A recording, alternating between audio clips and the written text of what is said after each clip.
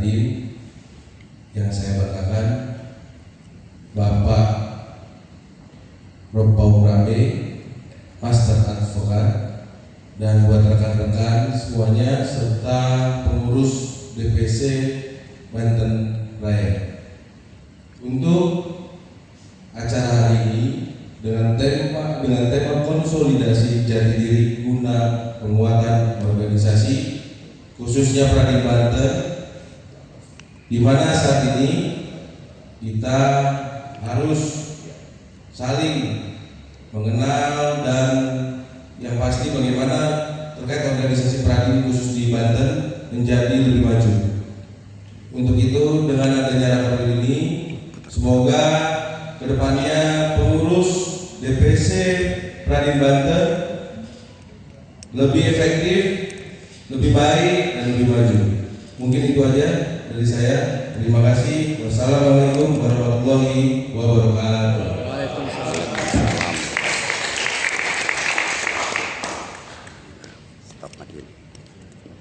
Yang mulia Maha Guru Rompau Rambe Master Advokat sekaligus membuka acara rapat kerja wilayah Pradim Banten.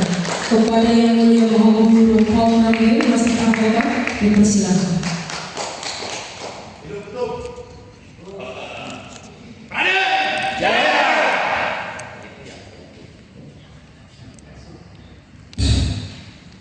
Bismillahirrahmanirrahim.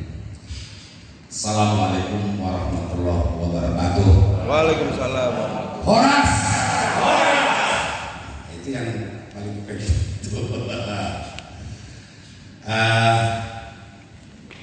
Pada siang hari yang mulia ini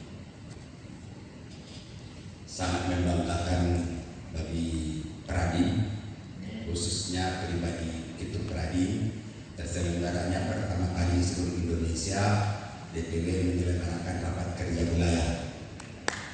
Aplaus dulu dong.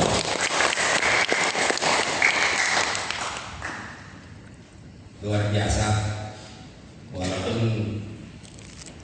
terjadi kekecewaan bagi diri saya itu lumrah dalam satu organisasi, tapi namun ini fakta yang kita rasakan dan kita lihat sendiri. Para anggota Pradim yang saya banggakan, terkhusus kepada pengurus DPW Pradim Banten, dengan terselenggaranya rapat kerja wilayah ini merupakan suatu aset besar bagi bangsa ini, bukan hanya untuk Banten tapi untuk bangsa seluruh Indonesia ini, yang mana nanti tentunya dengan harapan rapat kerja nasional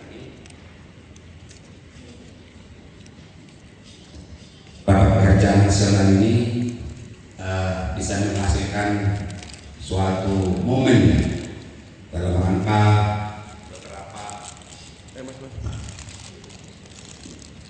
beberapa hal yang sedang bergejolak berjalan sekarang ini. Kita ketahui bersama agenda-agenda nasional yang akan kita lakukan dalam tahun 2020 ini. Pertama, untuk provinsi adanya RUU Advokat, dan untuk pengabdian bagi masyarakat juga RUU Bantuan Hukum, dan sekaligus juga penjaringan pelaksanaan akreditasi OBH Organisasi Bantuan Hukum 2020 juga terlaksana. Insya Allah kalau ada halangan bulan depan Agustus sudah dibuka pendaftaran. Dan semangat lagi isu-isu sesungguhnya yang belum dapat saya angkat satu persatu.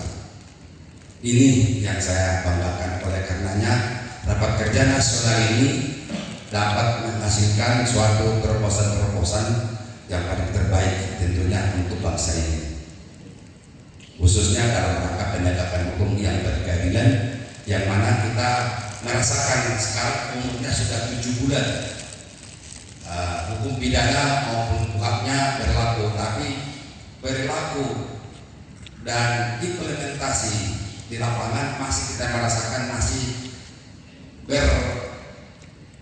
berparadigma retribusi retributif keadilan.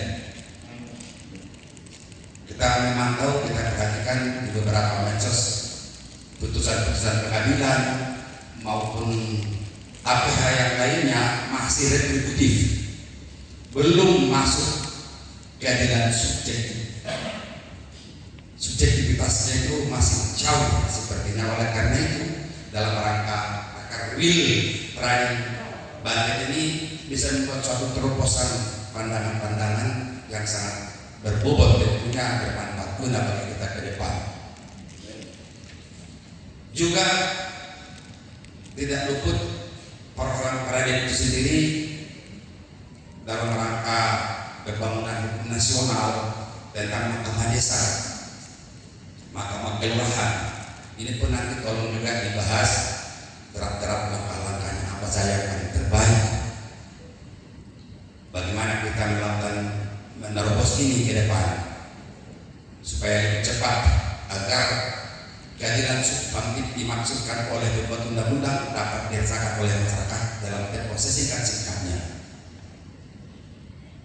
Walaupun saya tahu di Banten ini sudah mulai berdiri beberapa mahkamah desa, laporan dari anggota kita advokat senior Erwanto. Nah, ini mungkin menjadi suatu guru bagi kita agar dapat kita mencontoh bagaimana implementatifnya di lapangan. Kemudian juga isu-isu yang bergerak yang sangat cepat, dengan harapan dalam hal ini peradilan tentunya sebagai organisasi paling terlama, paling utama berdiri tercinta ini menjadi inspirasi bagaimana kita menata progresi ke depan. Dan jujur saya katakan, hari ini banyak yang mengundang saya sebagai narasumber di organisasi advokat lain di sana. Tapi karena ini organisasi yang saya pimpin, saya tambahkan ke sini. Jadi, itu saya tolak dua, tapi dua saya sanggupi. Yang mana mungkin semua anggota peradilan pun sudah saya share seluruh Indonesia ini tidak terkecuali. Ada 8 filosofi yang saya sampaikan, 8 pointer. Itu mengandung filosofi yang sangat mendalam. Dari sinilah mereka melihat, merasakan yang sangat membutuhkan dari peradilan. Filosofi itu bagaimana ajasnya. Mungkin mereka juga mintakan sampai norma dan kaidah-kaidahnya, tapi itu tidak mungkin. Kalau sudah banyak norma dan kaidah, tentu akan saya utamakan peradilan sendiri. Tapi kalau untuk sebatas ajas, insya Allah akan saya sampaikan dan itu saya terima. Ini yang saya dapatkan harapkan. Dan kepada kalian anggota peradilan yang saya banggakan ini, yang terhormat, kalau memang ada hal-hal yang bersifat politis, ini namanya kalau kita berbicara RUU advokat adalah politik hukum. Tolong berikan kepada mereka pencerahan yang jelas-jelasnya, agar supaya tidak terjadi seperti Undang-Undang Advokat Nomor 18 Tahun 2003. Dan juga mungkin anggota peradilan yang ada di sini pun mengetahui bahwa Undang-Undang Nomor 18 Tahun 2023 Ketua Umum Peradilan yang membuat pertama menyusun draft 1 sampai disetujui menjadi undang-undang. Jadi semua dan segala sesuatu kelemahan-kelemahan, kekurangan-kekurangan dalam undang-undang advokat itu mungkin anggota peradilan pun saya yakin tahu. Nah, kekurangan-kekurangan inilah yang perlu kita sempurnakan untuk kita susun di dalam suatu draft RUU agar kita ajukan ke Komisi 3 DPR RI. Selain daripada itu juga, pada waktu hari Kamis kemarin dulu diskusi cukup banyak dihadiri oleh organisasi advokat yang ada di DPP Peradi, mendapat masukan dan juga termasuk separuh waktu daripada keadaan itu kurang lebih 1 jam berkisar di dalam hal tentang undang-undang advokat ini, bagaimana menggolkannya. Oleh Ketua Umum Pradin mengatakan, seindah apapun, sehebat apapun kita menyusun ilmu advokat, tapi kalau ini pengalaman 2 kali, kalau ilmu advokat itu dikesampingkan, tapi masuk inspirasi konspirasi yang terjadi di Komisi 3 sana, mungkin akan mengecewakan semua pihak. Itulah latar belakang mereka itu meminta kita mengadakan diskusi di DPP Pradin. Artinya sedikit histori setback ke belakang. 2013 yang lalu DPP Pradin sudah mengajukan draft RUU untuk direvisi. Mungkin itu pun sudah saya bagikan kepada Kota Pradin. Itu adalah produk Pradin. 2013 gagal karena sesuatu dan lain hal. Mungkin saya ceritakan di sini. Tapi yang pasti sudah tahu lah kalian siapa yang mengganjal barang ini. Kemudian 2014 di bawah komando Pradin mengadakan demonstrasi ke DPR pada waktu itu untuk juga revisi undang-undang advokat ini dilakukan, dan itu pun di YouTube ada. Tapi yang terjadi justru yang tidak diinginkan bagi rekan kita pada waktu itu sebagai legislator ataupun senator kita dekat dengan kita. Akhirnya kandas setelah itu RUU advokat tidak disahkan.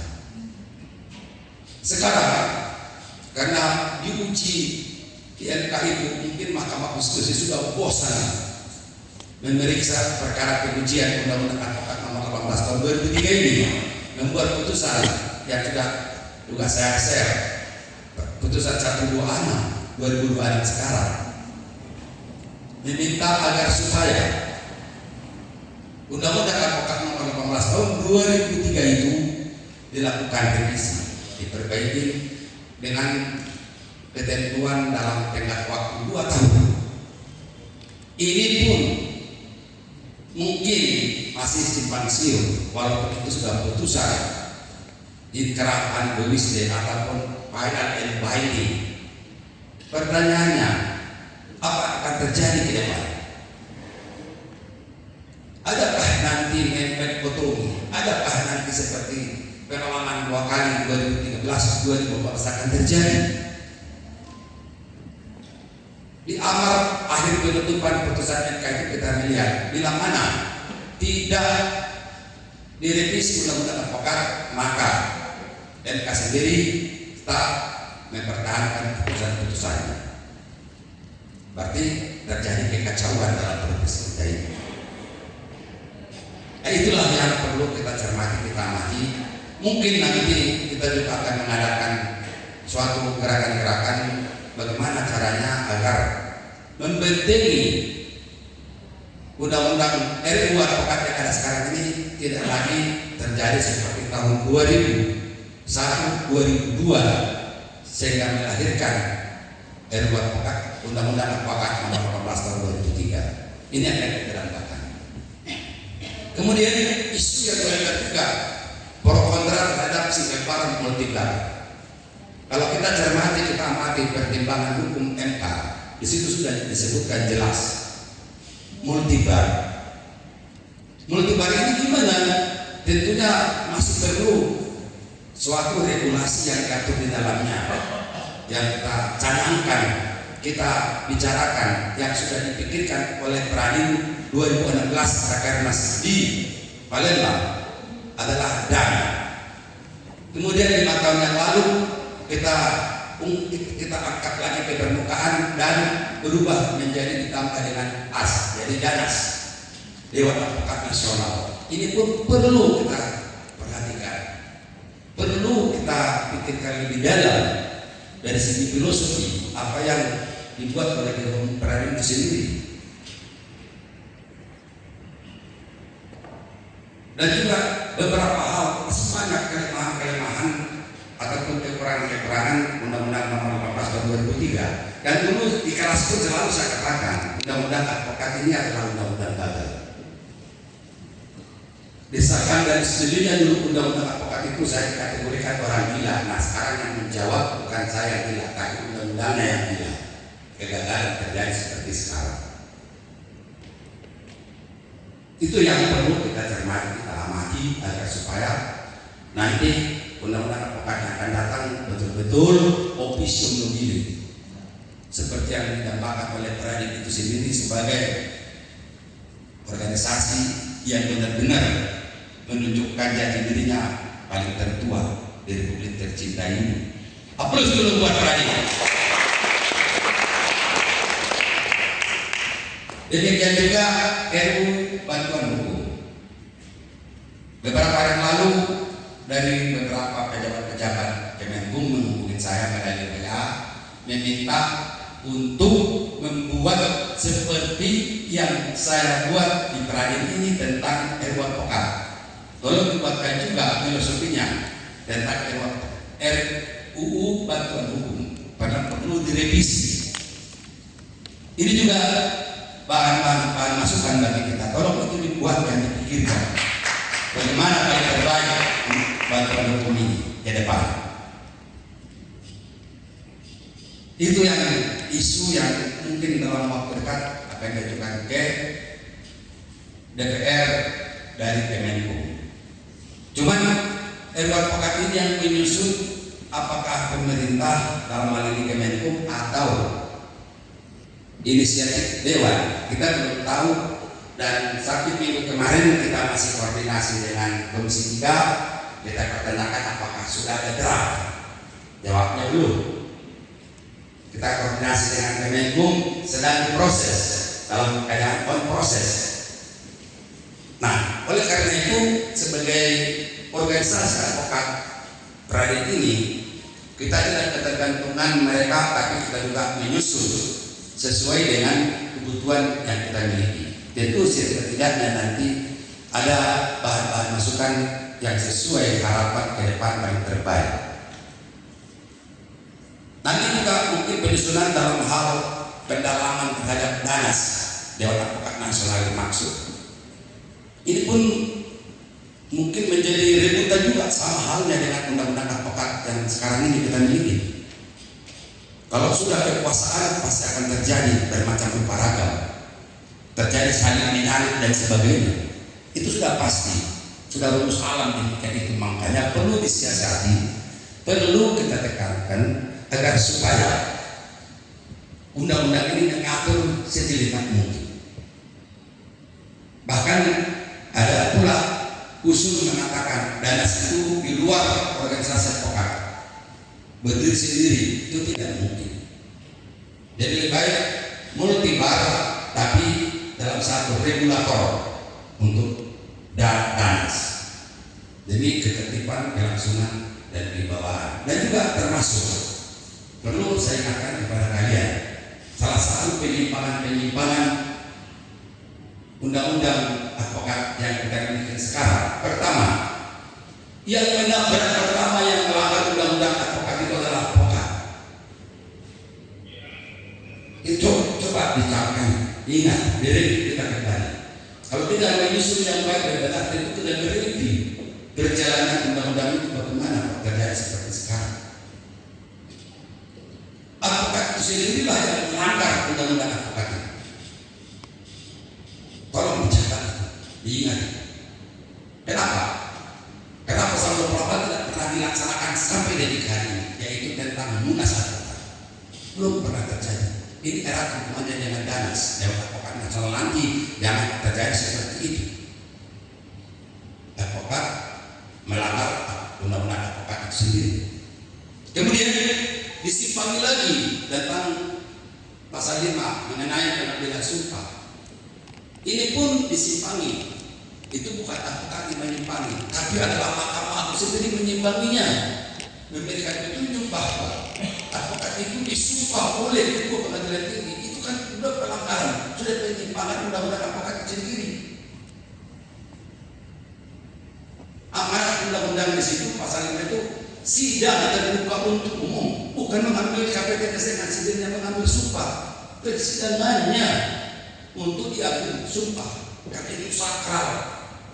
Itu pokok-pokok pembuat undang-undang advokat itu tujuannya seperti itu, bukan seperti yang sekarang terjadi. Organisasi mengangkat advokat kemudian disumpah oleh ketua pengadilan tinggi. Apa haknya di situ? Coba ditelah. Tapi pengambilan sumpah advokat itu melalui sidang pengadilan tinggi terbuka untuk umum, bukan mengambil sumpahnya, mengambil sumpahnya secara atributif. Di dunia ini, ya tentu yang menangkap. Jadi membuat berita acara sumpah itu bukan pengadilan tinggi, tapi adalah organisasi sendiri. Kemudian atribut tadi dengan datang sumpah. Sumpah itu kan antara manusia dengan Tuhannya. Tidak perlu disaksikan, tidak perlu ada saksi sumpah. Sumpah itu perlu saksi. Yang perlu di situ saksinya yang dimaksud dalam suatu dokumen negara adalah rohaniawan. Rohani Allah yang menandatangani berita acara sumpahnya. Karena dia bertanggung jawab yang mendampinginya pada saat mengambil sumpah, pada saat melakukan janji kepada Tuhan, kepada Tuhannya. Itu yang maksud itu turut menandatangani dalam berita acara sumpah. Inilah suatu penyimpangan-penyimpangan. Mungkin kita akan atur sedemikian rupa di dalam undang-undang RUU Advokat yang akan datang. Kemudian sebelum saya akhiri sambutan saya ini, karena waktu juga sudah menentukan, saya ingin menceramah sebenarnya lebih jauh, tapi waktu sudah mepet dan juga kebenaran ada di sini wakil saya dari DPP Peradi, Pak Basuki, mungkin nanti akan memandu kalian memberikan bimbingan untuk rapat kerja wilayah ini agar dapat memperoleh lebih baik, lebih bagus ke depan. Saya harapkan dan saya tugaskan Pak Basuki atas nama DPP Peradi untuk menyelenggarakan nanti rapat ini sampai malam agar memberikan masukan-masukan yang lebih update, lebih bagus, lebih cita. Karena advokat seluruh Indonesia menanti mana orang Peradi. Baru saya lepaskan filosofinya. Tapi mereka kan ingin update-nya. Kalau perlu mereka minta asli originalnya mana? Ya nanti dulu lah. Masih jauh 2 tahun ke depan. Tapi kan kita tidak boleh tinggalkan. Kenapa demikian? Mungkin bagi kita tidak perlu berbasa-basi. Kita selalu dicontoh orang, diambil orang ada buat pikirnya update. Tadi Pak Basuki selaku penasehat saya di DPP menceritakan tadi juga ada yang sudah mengakui Prodipa dan ini luar biasa rupanya si Basuki ini produk otaknya itu dicontoh orang. Ini pun seperti itu, kemampuan peradilan itu berpikir inspiratornya sangat tinggi, jadi sangat ditambahkan. Tentu dalam hal kerugian itu kita dambakan hasilnya tentu berbobot. Itu banyak produk-produk berani. Master advokat ada sudah ada yang mencontoh, bahkan mungkin di medsos pun sudah beredar.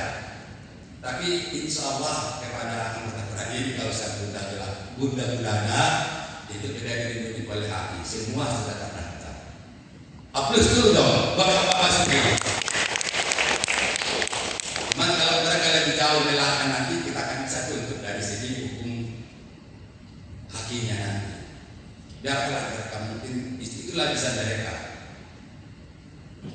Masyarakat advokat contoh Prodipa diakuin miliknya, apalagi masih banyak karya-karya keren itu yang tidak saya sebut satu persatu. Inilah mungkin menjadi pemikiran bagi mereka yang ada di luar sana, agar supaya nanti rapat hasilnya ini, akhir ini ada masukan-masukan bagi kita semuanya dalam rapat kita menyusun RUU. Itu yang kita dapatkan, kita harapkan. Saya kira demikian dulu sambutan dari saya hari ini. Sekali lagi saya mohon maaf habis nanti barangkali bersatu siang meninggalkan tempat ini. Yang tadi saya katakan saya harus memenuhi undangan satu lagi, dan kebenaran juga sudah menjadi ada kebebanan secara moral, saya harus bertanggungjawabkan. Tapi namun begitu ini masih saya penuhi. Insya Allah gua pikir dari paradigma ini sangat didapatkan semua pihak. Walaupun anggota pada sendiri banyak pula yang mengingkari dan bahkan tidak mau diberikan, itu lumrah dalam suatu profesi organisasi. Demikian sambutan saya. Selamat rapat kerja wilayah DPW Pradi Banten, mudah-mudahan dapat menghasilkan. Billahi taufiq wal hidayah. Wassalamualaikum warahmatullahi wabarakatuh.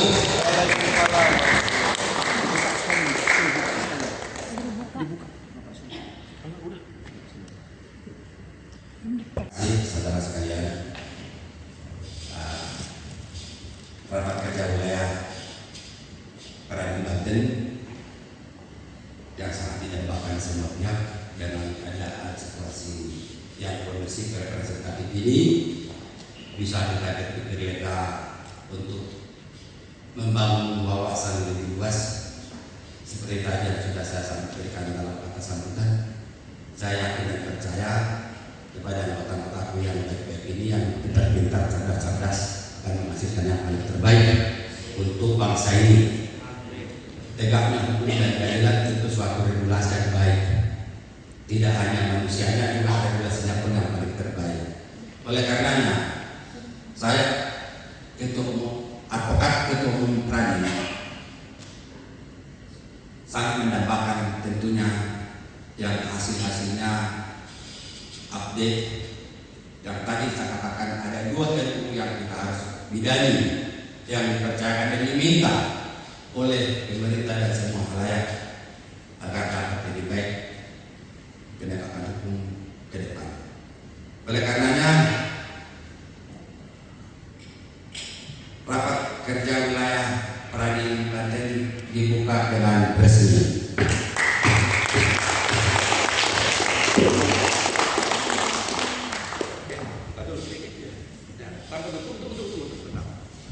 Baik. Assalamualaikum warahmatullahi wabarakatuh. Pak Ketum yang saya hormati, Pak Ketua DPW yang saya hormati, Ketua Panitia saya hormati, Pak Sekretaris DPW yang saya hormati, seluruh pengurus DPC se-Provinsi Banten dan seluruh anggota Pradi Banten yang saya hormati. Syukur alhamdulillah ya, pada kesempatan hari ini acara ini sudah dibuka oleh Pak Ketum secara resmi, dan selanjutnya kita tinggal meneruskan saja program-program yang sudah tertuang di dalam rencana dari teman-teman seluruh DPW Pradi Banten. Insya Allah semua